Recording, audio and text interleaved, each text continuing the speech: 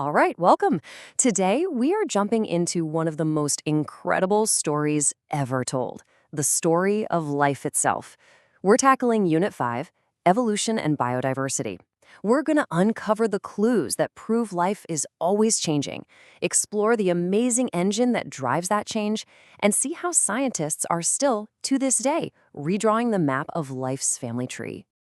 Okay, so here's our plan. First, we'll kick things off with the actual proof for evolution.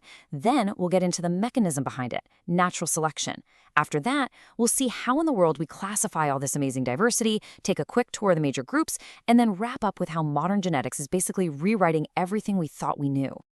So, first things first, the big question. What's the actual evidence for evolution? I mean, how are we so confident that life isn't static, but is actually in a constant state of change? Okay, this definition is absolutely key. Evolution isn't about one single animal changing during its lifetime. Nope, it's all about the slow, gradual shift in heritable traits, the stuff passed down through genes across an entire population over generations and generations. It's a really long game. Now for our first piece of evidence, and it is a fantastic one, the pentactile limb. Just think about it for a second. Your arm, a bat's wing, a whale's flipper, they're all used for totally different things, grasping, flying, swimming. But if you look inside at the bone structure, it's basically the same five-fingered blueprint. This is a huge clue pointing to a common ancestor, a perfect example of one structure being adapted for many new jobs. And, we don't even have to look into the distant past for evidence. We can see a kind of evolution on fast forward, thanks to selective breeding. I mean, just look at dogs. Every single breed you can think of, from a tiny Chihuahua to a massive Great Dane, comes from humans taking wolves and saying, I like that trait, and breeding for it. We've been guiding their evolution for centuries. The fossil record is another incredibly powerful piece of the puzzle. It's like a history book written in stone. And in it, we find amazing things like Acanthostega. This ancient creature had gills and a tail like a fish, but it also had four limbs like an amphibian. It's a perfect transitional fossil, a snapshot of life moving from water to land. And this example is fantastic because it shows evolution happening right before our eyes.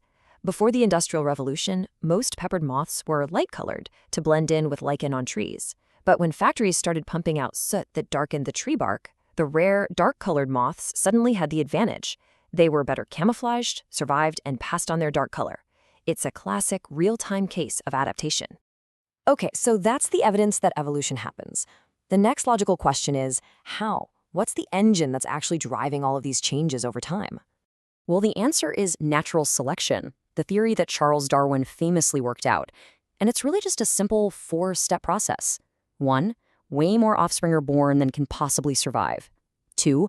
All those offspring have natural, heritable variations. 3. This creates competition for limited resources. And 4. The individuals whose variations make them a better fit for their environment are more likely to survive, reproduce, and pass on those winning traits. You can see this play out perfectly with the finches in the Galapagos Islands. In years with a drought, the only seeds left were big and tough. So finches with bigger, stronger beaks survived. But in rainy years, smaller seeds were all over the place, and finches with smaller beaks did better. The population's average beak size literally tracked the changes in the environment. And here's a modern example that affects every single one of us: antibiotic resistance. Think about it. When you use an antibiotic, it wipes out most of the bacteria causing an infection.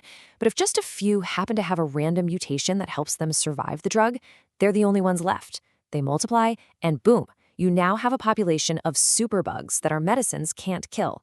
That's natural selection in action, and it's a huge global health threat. So this process of evolution has created this just mind-boggling amount of biodiversity on our planet. So how on earth do biologists keep track of it all? Let's take a look at the system they use to organize this massive library of life. It all starts with making sure everyone is speaking the same language. That's where the binomial system comes in. Every single species gets a unique two-part Latin name. The first part, the genus, is capitalized. The second, the species, is lowercase. For us, it's Homo sapiens. This way, a scientist in Japan and a scientist in Brazil know they're talking about the exact same organism. From there, species are grouped into a hierarchy of categories called taxa. It's kind of like a set of nesting dolls, getting more and more specific. Just look at us versus a sequoia tree. We both start in the domain Eukaryota, but man, we branch off pretty quickly after that. We go from kingdom all the way down to the very specific species level. All right, time for a lightning round. Let's take a quick look at some of the major phyla, those big groups that you'll want to be familiar with, focusing on the key features that set them apart. In the plant world, you can really see a story of increasing complexity. You start with the simple bryophytes like mosses that don't even have true roots. Then you get phyllocynophytes, or ferns, which have vascular systems and reproduce with spores. After them come the conifers, which use seeds inside cones. And finally, the current champions of the plant world, the angiosperms, the flowering plants that use flowers and fruits. And the animal kingdom? Whoa, it is all over the map. You have the incredibly simple porphyra, or sponges, that don't have any symmetry at all. Then you've got Cynadaria, like jellyfish with their stinging cells. We have various worms, like the flatworms and the segmented annelids. And of course, the huge groups of mollusks and the incredibly successful arthropods with their tough exoskeletons and jointed legs. Okay, but here is where things get really cool and totally modern. For centuries, we classified life based on what it looked like, but now genetics and a field called cladistics are revealing the true family history written in the code of DNA itself. Now, this is a really important distinction to understand. Homologous traits, like that pentadactyl limb we talked about, come from a common ancestor, even if they do different jobs now. Think of it like family resemblance. Analogous traits, like the wings of a bird and the wings of an insect, do the same job but evolve completely independently. Cladistics focuses on the family resemblance, not the coincidences. So, by comparing DNA sequences between species, we can create what's called a molecular clock. The idea is that tiny mutations build up in DNA at a fairly predictable rate over time. So the more differences we find between two species, the longer it's been since they shared a common ancestor. This is how we can estimate that the human and chimp lineages split about 5 million years ago. Pretty amazing. And this powerful new genetic data doesn't just confirm what we thought we knew. Sometimes it completely blows old classifications right out of the water. The story of the figwort plant family is a perfect example of science at its best, correcting itself when new evidence comes along. So, for a long time, botanists grouped all these plants together in the figwort family because, well, they looked similar. Their flowers had a similar structure. It made sense. But then, along comes DNA sequencing, and the genetics told a very different story. It turns out they weren't all one big happy family. They didn't all share a recent common ancestor, so the entire family had to be torn apart and reorganized. And that's really the big takeaway. The tree of life isn't some ancient text carved in stone. It's a living document that we are constantly editing and refining as our technology gets better. Science is all about that process. Which leaves us with a final question to chew on.